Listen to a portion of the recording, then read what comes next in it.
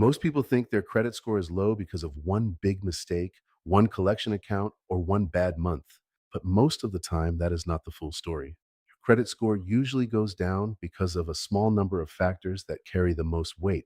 And if you do not understand those factors first, you can waste a lot of time trying to fix the wrong things. A credit score is a three-digit number that helps lenders quickly judge how risky it might be to lend you money. The higher your score, the less risky you usually appear. Lower your score, the more risk they think they are taking on. So your score is not just a number, it is a snapshot of how your credit profile looks to lenders. One thing that confuses a lot of people is this: you do not have just one credit score. You might see one score in a free app, and a lender might see a different score when you apply for credit. That is why people sometimes say, I checked my score and it was higher than what the lender told me. That can happen because different scoring models are being used. Now, here's the part that really matters. Your score is usually influenced by five main categories: payment history, amounts owed, length of credit history, new credit, and credit mix.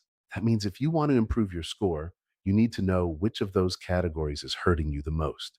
That is where smart credit repair begins. The two biggest factors are usually payment history and amounts owed. It means late payments and high balances often do the most damage. So if someone is making on time payments but keeping their cards nearly maxed out, that can hurt. And if someone has low balances but missed payments, that can hurt too. These are the two areas people need to pay the closest attention to first. This is where many people get stuck. They focus on little things while ignoring the big things. They might worry about an old inquiry, but ignore a maxed out card. Or they may send dispute letters without first fixing the habits that are dragging their score down every month. That is why progress can feel slow. They are trying to solve the wrong problem first. And there are the factors people often overlook. Length of credit history matters, new credit matters, credit mix matters too. So if you close old accounts, apply for too many new ones, or make a bunch of changes too quickly, you may accidentally make things worse instead of better. Good intentions do not always lead to good score movement. This is also why random credit hacks do not work for most people. There is no magic trick that can overpower the biggest negative signals on your report. Real progress usually starts with understanding what is hurting your score most, then taking the right steps in the right order. Not copying random advice online, not guessing, and not hoping one shortcut fixes everything.